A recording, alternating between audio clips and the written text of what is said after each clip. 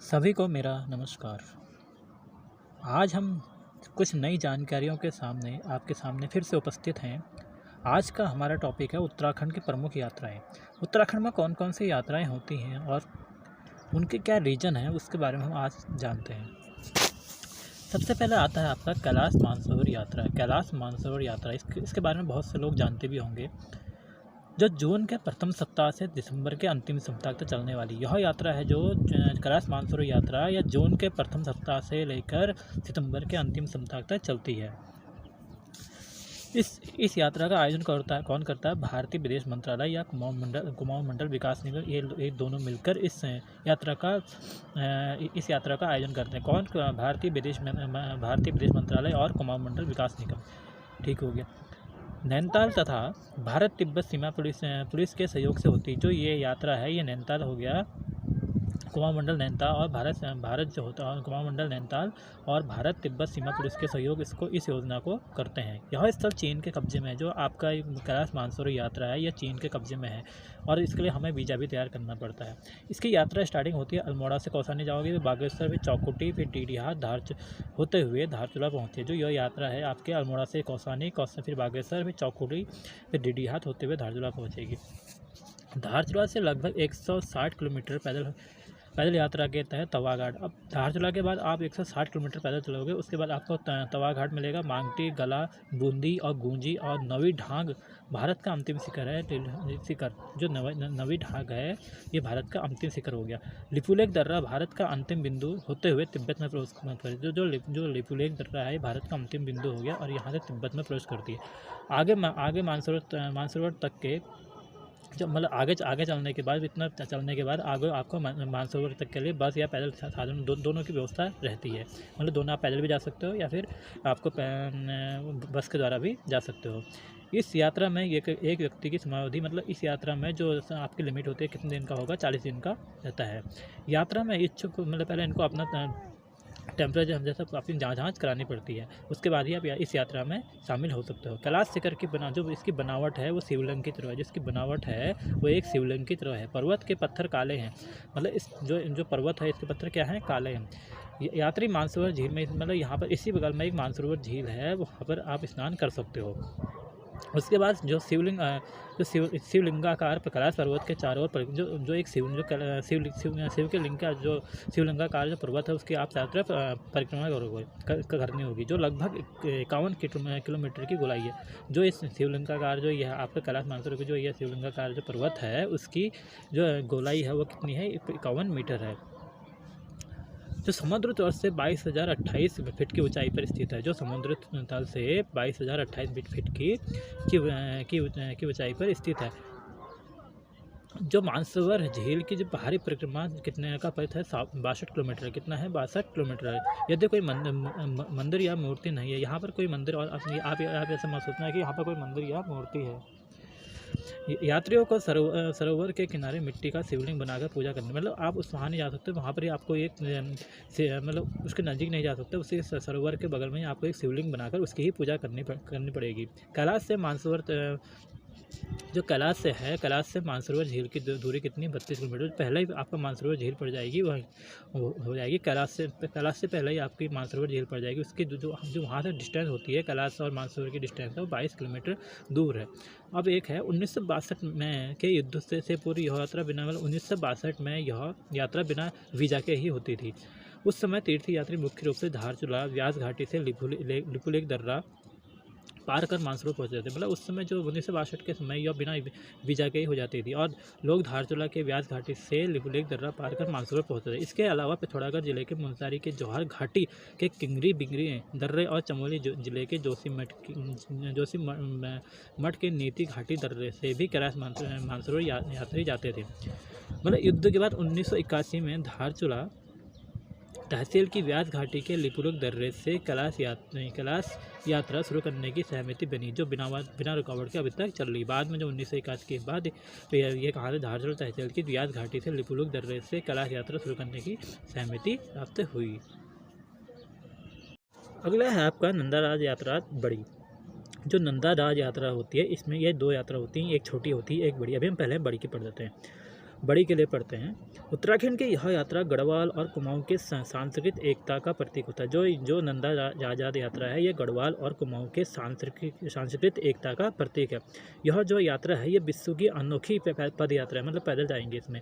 चमोली जिले के कसवा गांव के पास स्थित नौटी गांव के नंदा देवी मंदिर से होम कुंड तक की दूरी 280 किलोमीटर की यात्रा 19 से 20 दिन में पूरी की जाती है।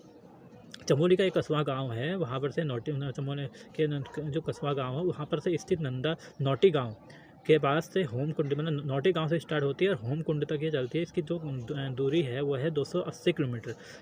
ये यात्रा है, ये पैदल यात्रा होती है और ये अपनी यात्रा कब तक कितने दिन में पूरी करनी पड़ती है? 19 से 20 दिन में ये यात्रा पूरी करनी पड़ती है। इस यात्रा में कुमाऊँ, गढ़वाल तथा अन्य देशों के अलावा सभी लोग आते हैं। राजजात यात्रा प्रत्येक 12 वर्ष में चाँदपुर गढ़ी के वंशज कसवा गांव के राजकुंवरों के नेतृत्व में आयोजित की जाती है। जो आपकी जो नंदा राजजात यात्रा है, यह प्रत्येक 12 वर्ष में होती है और चाँदपुर गढ़ी के वंशज जो कसवा गांव के राजकुंवरों के नेतृत्व में यह यात्रा की जाती है। जो नंदा यात्रा है, यह चाँदपुर गढ़ी के वंशज कसवा गाँव के राजकुंवर जो होते हैं, उनके नेतृत्व में यह यात्रा की जाती है। देखो, यही कारण है कि इस यात्रा को राजजात यात्रा भी कहा जाता है।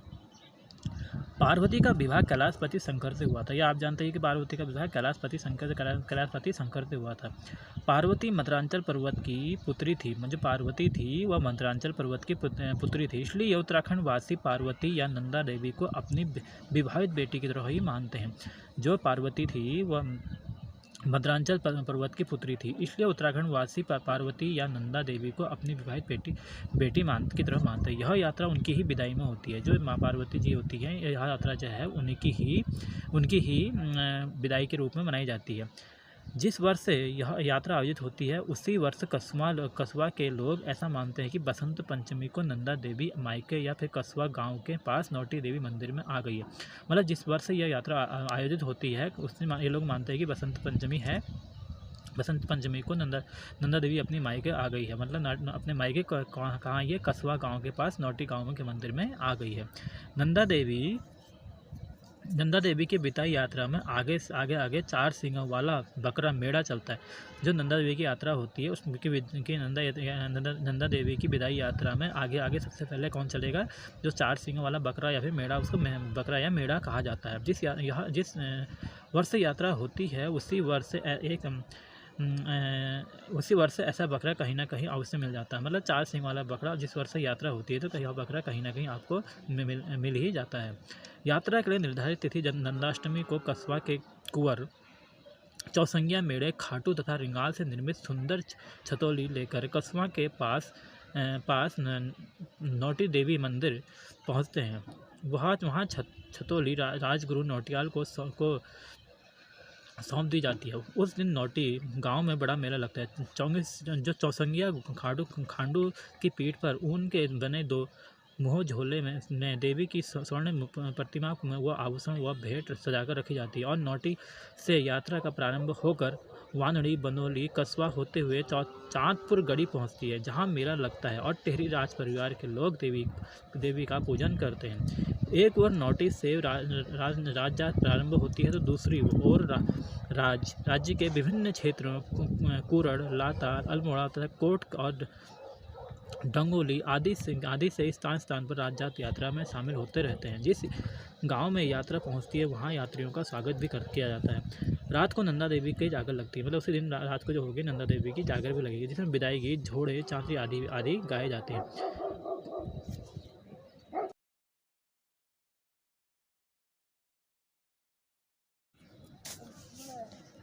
चाँदपुर के बाद तो भोंगती, मींग तथा थराली यात्रा होते हुए नंदकेसरी पहुंचती है, जो कि यात्रा का 10वां पड़ाव। जो नंदकेसरी है, जो ये नंदा राज यात्रा का 10वां पड़ाव होता है। यहाँ पर कुमाऊं के लोग अपनी कुलदेवी की टोलियों के साथ यात्रा में शामिल होते हैं।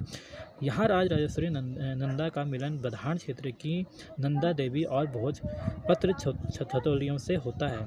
नंदकेसरी के बाद आप देखते हैं देवाल आता है। मुंदेली होते हुए यात्रा 13वें दिन अंतिम गांव बाढ़ पहुंचती है। यहाँ नंदा देवी के भारवाहक लाटू देवता भी यात्रा में शामिल होते हैं। यहीं से जो होते हैं नंदा देवी के भारवाहक लाटू देवता भी शामिल होते हैं। यहाँ लाटू देवता का एक मंदिर भी है। बाढ़ पहुँचते पहुँचते देवताओं और छतोलियों की संख्या 300 के पार हो जाती है, मतलब 300 के पार यहाँ तक हो जाती है। बाढ़ के बाद गांव व बस्तियां नहीं है, इसलिए आगे के लिए भोजन आदि यात्री स्वयं ढोकर ही जाना पड़ता है। इसके बाद यात्रा रण की धार होते हुए गरौली पातल पहुंचकर रात्रि विश्राम करती है। दूसरे दिन यात्रा बेदनी कुंड पहुंचती है। दूसरे दिन जो होता है यात्रा बेदनी कुंड पहुंचती है। यहाँ नंदा देवी का एक मंदिर है। यहाँ ब्रह्म कमल से देवी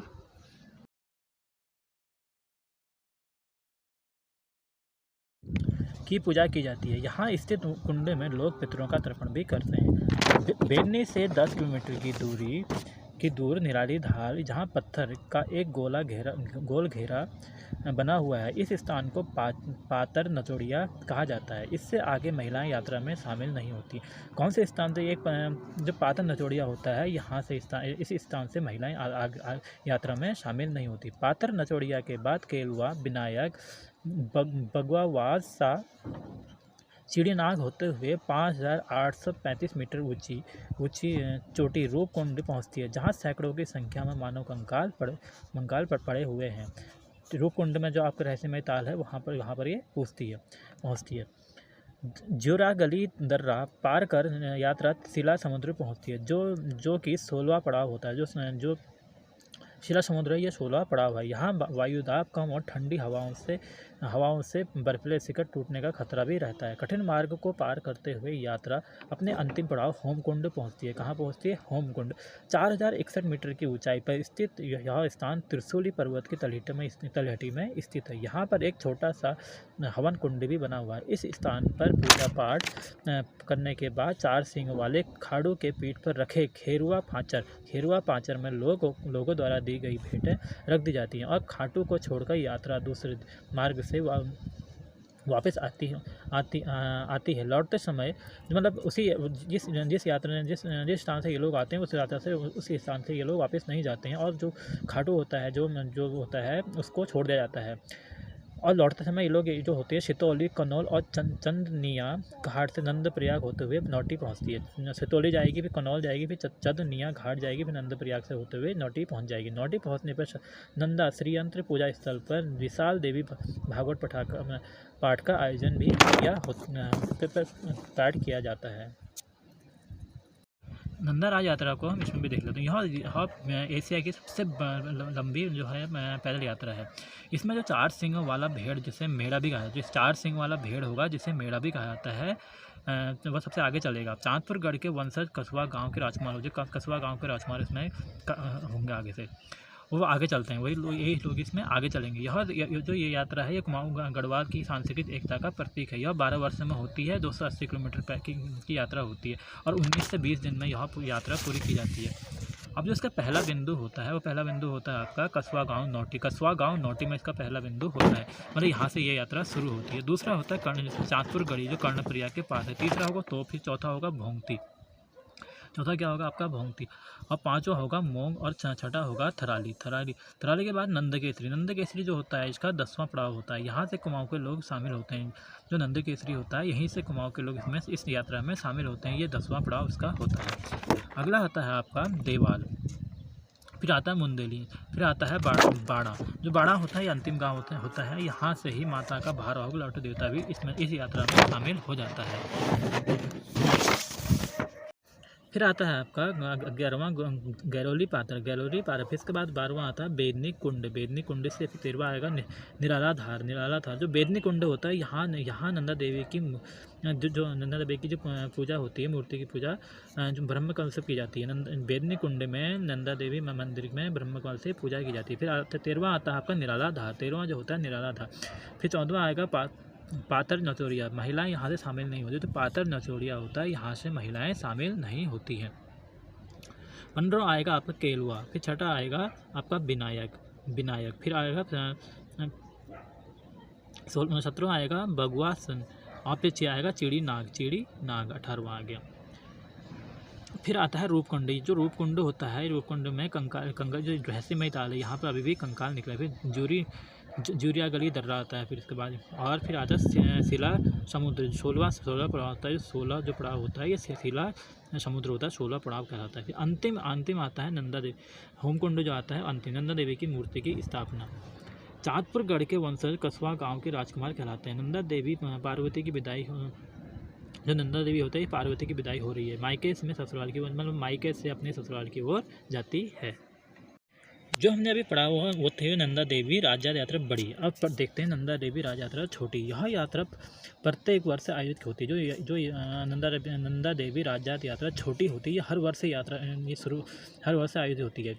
यह यात्रा कुरुड़ के मंदिर से शुरू होती है। कौन से मंदिर से शुरू होती है? कुरुड़ के मंदिर से होकर धराली और नंद केसरी देवाल मुंदेली बाण होते हुए बेदनी बुग्याल पहुँचती है। कहाँ पहुँचती है? बेदनी बुग्याल। नंदा देवी सरोवर के तट पर नंदा देवी की पूजा की जाती है और यहीं पर यात्रा समाप्त हो जाती है। जो नंदा देवी सरोवर होता है, यहीं पर नंदा देवी की पूजा की जाती है और यहीं भी यात्रा समाप्त हो जाती है।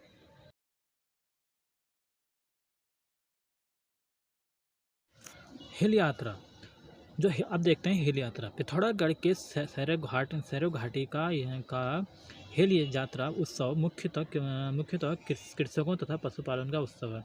जो हिल यात्रा है ये कृषकों और पशुपालन का उत्सव होता है। जो ये कहाँ की देन है? नेपाल की देन है।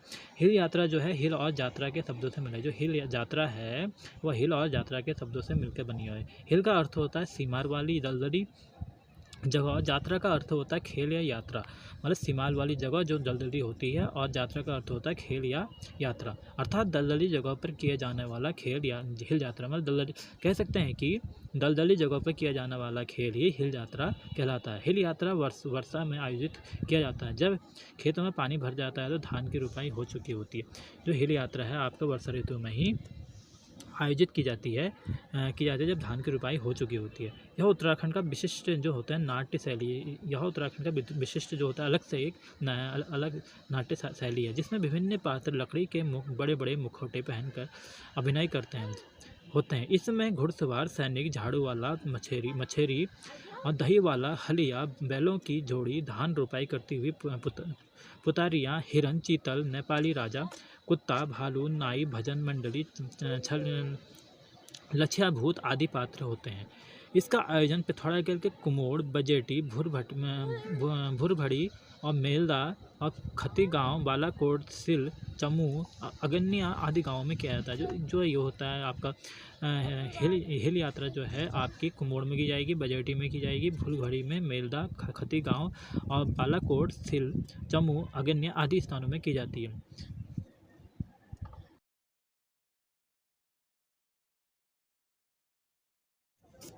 अगली यात्रा है आपकी खतलिंग रुद्रदेव यात्रा। जो खतलिंग है रुद्रदेव की यात्रा है, उत्तरांचल के 5वां धाम यात्रा के नाम से भी प्रचलित है।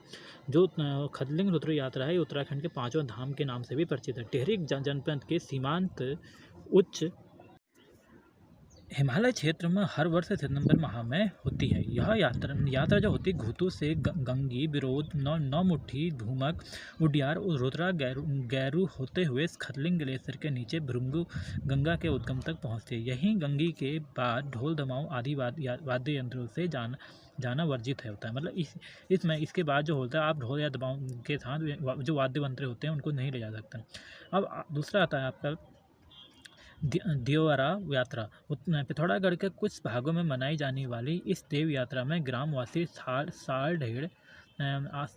डेढ़ साल तक विभिन्न मंदिर, तीर्थ यात्रा, गाँवों में रात बिताते हुए अपनी यात्रा पूरी करते हैं। इस देव यात्रा में यात्री रास्ते भर नंगे पाँव चलते हैं। जो देव यात्रा होती है इसमें लोग रास्ते भर नंगे पाँव चलते हैं। मार्ग में ध्यान या ब्याही गई बेटी अपनी इच्छा अनुसार देवी यात्रा को भातु देती है। अगली यात्रा होती है पवाली कांठा केदार यात्रा। टिहरी गढ़वाल के पवाली कांठा में रुद्रप्रयाग के केदारनाथ तक की जाने वाली 29 किलोमीटर की इसकी जो यात्रा होती है, ये कहाँ से रुद्रप्रयाग के केदारनाथ तक की यात्रा 29 किलोमीटर होती है। यह पैदल यात्रा अगस्त से सितंबर कब होती है? अगस्त से सितंबर तक महीने में देवी देवताओं की डोली के साथ की जाती है। मठ या बुग्याल, पवाली कांठा बुग्याल से तिजोड़ी नारायण होते हुए यह यात्रा केदारनाथ धाम पहुंचती है। अगली है आपकी सहस्त्रताल महासर ताल यात्रा, सहस्त्र ताल या महासर ताल यात्रा। यह यात्रा टिहरी से शुरू होकर बूढ़ा केदार के महासर ताल से घुतू से उत्तरकाशी के सहस्त्र ताल समूह तक पहुँचती है। देवी यात्रा की डोली व निशान ध्वज के साथ भाद्रपद महीने में होती है। अपनी अपनी सुविधा अनुसार किसी भी गांव के लोग क्षेत्र में यात्रा में शुरू करते हैं। वारुणी पंचकोसी यात्रा, उत्तरकाशी में प्रतिवर्ष 1 दिवसीय पंचकोसी यात्रा का पौराणिक विधान होता है। चैत्र मास के कृष्ण पक्ष में त्रयोदशी तिथि को इसका प्रारंभ मणिकाड़ और बेड़िथी में वरुणा, स्याल गाड़ और भागीरथी के संगम पर स्नान के उपरांत शुरू होती है। यात्रीगण यहाँ से गंगाजल लेकर वरुणा के प्रवाह पथ से होकर वरुणागत पर्वत की ओर चल पड़ते हैं। यह यात्रा 15 किलोमीटर की, जो वरुणा पंचकोसी यात्रा 15 किलोमीटर की यात्रा होती है। ईश्वर पूजा की जागर पद्धति अपनाई जाती है। ईश्वर पूजा की जागर पद्धति कहाँ अपनाई जाती है? मध्य प्रदेश में, उत्तराखंड में, हरियाणा में या असम में। तो ये अपनाई जाती है आपके उत्तराखंड में। राज्य के निम्न मेलों में से कौन काली और गोरी नदियों के संगम पर लगता है? जौलजेबी मेला, उत्तरायणी मेला, बग्वाल मेला या गिद्दी मेला। तो इसका सही आंसर होगा आपका जौलजेबी मेला। जो जौलजेबी मेला होता है ये काली और गोरी नदी के संगम पर लगता है। उत्तरायणी मेला है जो ये गोमती, सरयू या दृश्य सरस्वती के संगम पर बागेश्वर में ही लगता है। बग्वाल मेला जो होता है आपका ये चंपावत जिले के देवीधुरा में लगता है। इसमें होता है कि पत्थरों का प्रयोग करके एक दूसरे पर ढाल के रूप में वो भी ढाल के रूप में यूज़ करते हैं और दूसरे पर फेंके जाते हैं। गिद्दी मेला ये डाडमंडी में लगता है और इसमें क्या होता है, गेंद को एक गेंद टाइप की होती है जिसे पहाड़ी हॉकी भी कहते हैं। उसके लिए छीना झपटी की जाती है और जो विजयी हो जाते हैं वो फिर मतलब जो उसको छीन लेते हैं गेंद को, विजयी हो जाते हैं। गढ़वाल पेंटिंग पुस्तक के लेखक, जो गढ़वाल पेंटिंग है उसके लेखक कौन है? मुकुंदी लाल या फिर एस टी वाल्टन या मोलाराम या पातीराम। तो इसके लेखक होंगे आपके मुकुंदी लाल। अगला है आपका हरेला क्या है? हरेला क्या है? एक त्यौहार है, एक स्थान है, सब्जी है, फल है। तो हरेला एक आपका त्यौहार है। नंदा राज्य तीर्थ यात्रा में कसवा से होमकुंड की दूरी की जाती है। 180 किलोमीटर है या 220 किलोमीटर या 280 किलोमीटर या फिर 250 किलोमीटर। तो इसकी दूरी है आपकी 280 किलोमीटर। बग्वाल मेला किस स्थान पर लगता है? लोहाघाट में, चंपावत में, बागेश्वर में या फिर देवीधुरा में। तो ये आपका लगता है देवीधुरा में बग्वाल मेला लगता है। ये आप जो बग्वाल मेला होता है ये राखी के दिन आपको लगता है आपका देवीधुरा में।